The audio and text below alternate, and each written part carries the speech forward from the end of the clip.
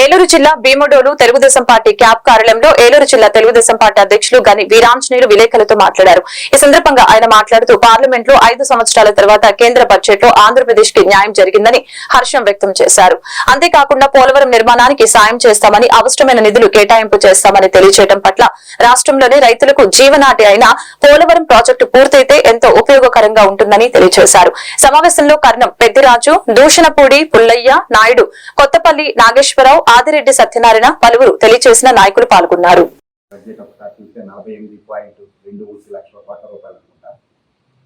సుమారు 50 లక్షల కోట్ల రూపాయలటువంటి బడ్జెట్ లో ఆంధ్రప్రదేశ్ తో పాటు మరి 29 రాష్ట్రాలు గల భారతదేశంలో అనేక కేటాయింపులు, అనేకమైన హామీలు బడ్జెట్ ద్వారా ఇచ్చినప్పటికీ కూడా బడ్జెట్ మీద అక్కడక్కడ కూడా భిన్నాభిప్రాయాలు వెలువడుతున్న సందర్భంలో మన ఆంధ్రప్రదేశ్కు సంబంధించి ముఖ్యమంత్రిగా చంద్రబాబు నాయుడు గారు కానీ, పవన్ కళ్యాణ్ గారు కానీ, మోదీ గారి యొక్క ప్రభుత్వంలో కేంద్రంలో ఉన్నటువంటి ఎన్డీఏ ప్రభుత్వంలో భాగస్వాములు అవటం వల్ల ఈ రాష్ట్రానికి ఎంత ప్రయోజనం చేకూరాలో అంతకన్నా ఎక్కువ ప్రయోజనం చేకూరుతుందని చెప్పి నేను భావిస్తా ఉన్నాను. ఎందుకంటే చాలామందికి బడ్జెట్ చదివారు, నిర్మలా సీతారామన్ గారు పోలవరానికి ఏమి ఇచ్చారు,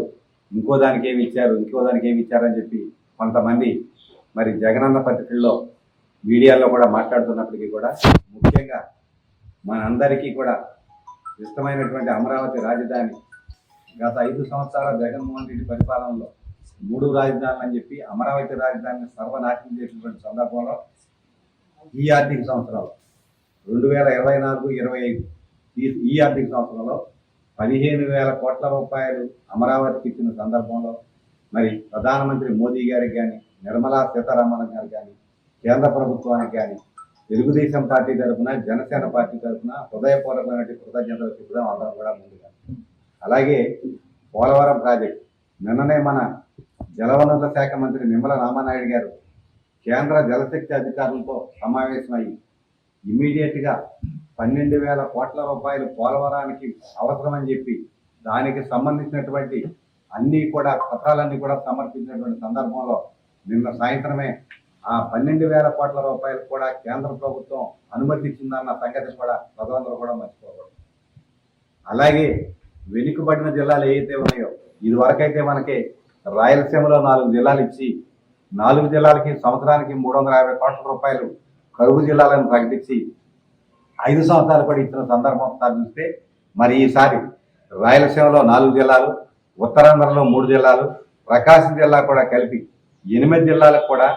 వెనుకబడిన జిల్లాలుగా ప్రతి సంవత్సరం కూడా ఆర్థిక సహాయం ప్రకటించినటువంటి కేంద్ర ప్రభుత్వానికి మనందరం కూడా హృదయపూర్వక కృతజ్ఞతలు చెప్పాల్సిన అవసరం ఉందని చెప్పి నేను భావిస్తా ఉన్నాను. అదే కాకుండా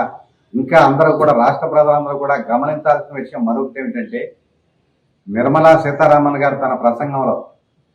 విభజన చట్టంలో ఉన్నటువంటి ఆంధ్రప్రదేశ్కు చేసినటువంటి హామీలన్నీ కూడా పూర్తి స్థాయిలో అమలు చేయడానికి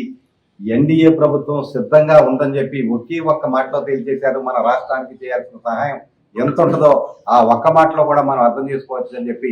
ప్రజలందరికీ కూడా నేను తెలియజేస్తా ఉన్నాను. ముఖ్యంగా పోలవరం ప్రాజెక్టు కానీ, అమరావతి రాజధానికి నిధులు కానీ, పరిశ్రమల స్థాపనకు అనేక రకాలైనటువంటి రాయితీలు కానీ